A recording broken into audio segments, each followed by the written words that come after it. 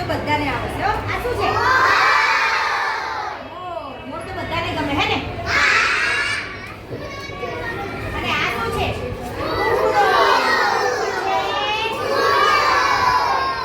અને આ શું છે?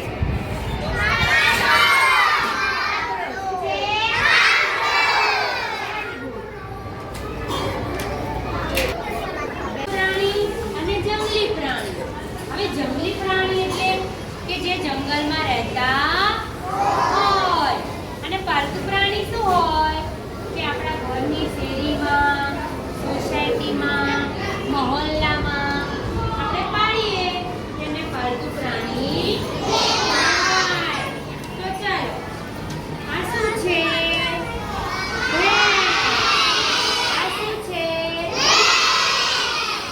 ભેંસ આપણને શું આપે? બધા દૂધ પીવો છો?